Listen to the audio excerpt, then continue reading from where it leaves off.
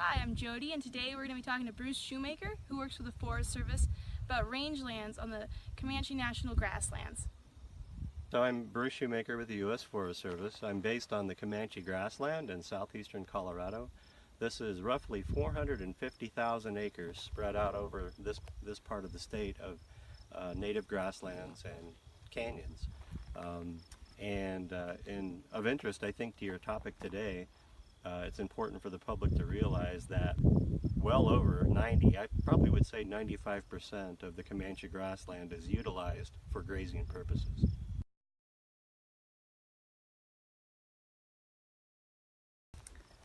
Could you talk a little bit about what your job entails? Sure. So I've been an employee of the Minerals and Geology program in the Forest Service actually for a long time. But being based all of my career so far on a national grassland, one can't help but be involved or at least aware of the rangeland program and grazing practices because it's so important to national grasslands. I've been a part of the National Grassland Council for the past 5 years, and the grasslands represent a lot of different values, everything from bird watching to hunting to just getaways. But there's no question that when a person thinks of national grasslands in the Forest Service, the first thing you think of is grazing. And so we all get a heavy dose of what goes into rangeland management. I'm by no means an expert, but if you're around long enough on a grassland, you'll learn a lot about grazing.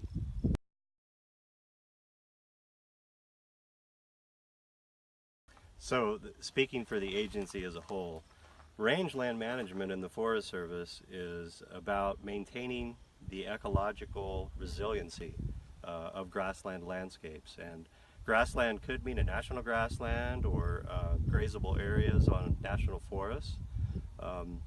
Nationally, the Forest Service has 20 national grasslands. That's about 3 million acres, which sounds like a lot. It's a pretty small part of the national forest system, which is nearly 200 million acres. But because so much of the North American prairie, native prairie, has been turned over and converted into agricultural uses to sustain the world's population with corn and grain and all the things that we all like to eat, we feel it's important to sustain grasslands as grasslands. So continuing on that thought, the Forest Service is multiple use, BLM as well. We operate by the principle multiple use sustained yield act, which basically means that the landscape is used for a variety of means. So we're very interested in conservation, of course, of the values of national grasslands and native prairie, but also that goes hand in hand, we feel, as an agency with uses like livestock grazing. That's actually a value to the land. One of the things that we like to do is to drive vegetative change in a positive direction, whatever that may be. Sometimes elimination of undesirable grasses or invasive species. One of the most important tools we have to help manage those things is livestock.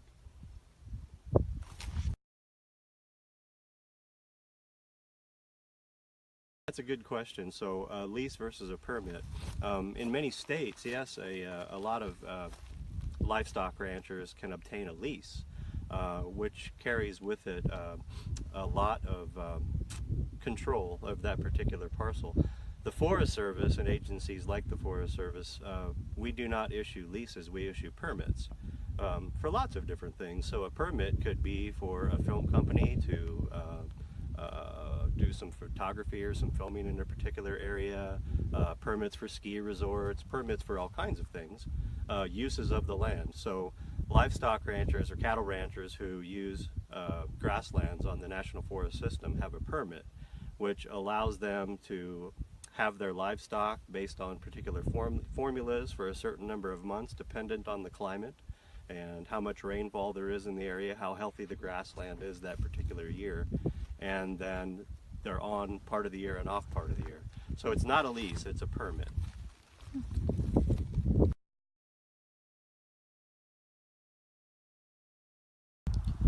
How do you view the importance of rangelands for the local community?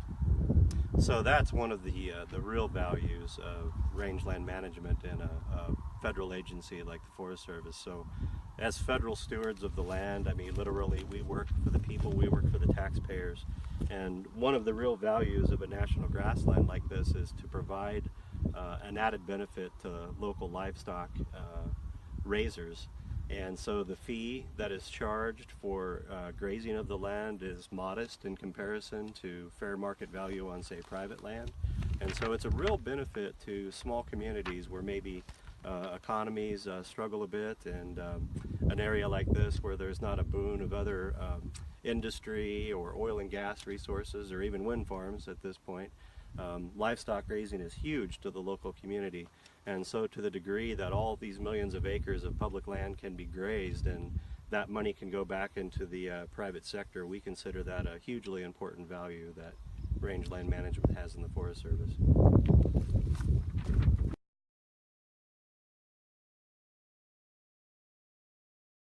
What do you view as the biggest threat to rangelands in the local community?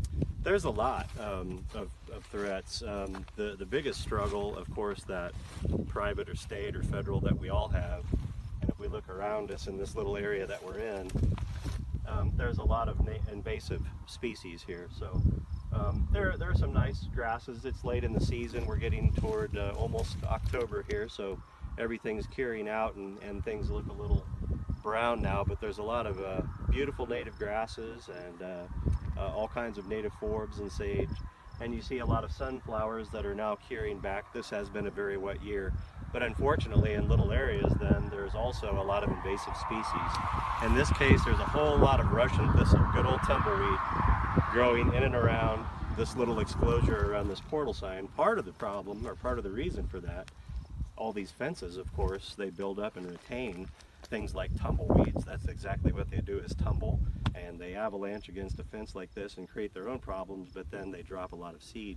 So one of the biggest challenges we face in rangeland management in the Forest Service and actually globally is invasive species, whether it's Russian thistle or cheatgrass or take your pick.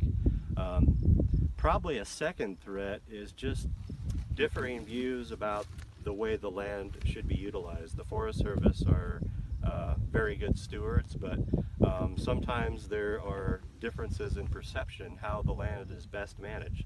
I'm a firm believer that putting fire in the landscape, in a landscape like this, is healthy. It helps to turn over the nutrient cycle, return nitrogen to the soil, but people are fearful of fire for obvious reasons, and so there's that balance, those political balances. That's probably the biggest challenge, is always trying to find a happy medium or common ground between what users of the land would like to see and what, as conservationists, the Forest Service knows is the best and most sustainable answer. That's great. Thank you, Bruce.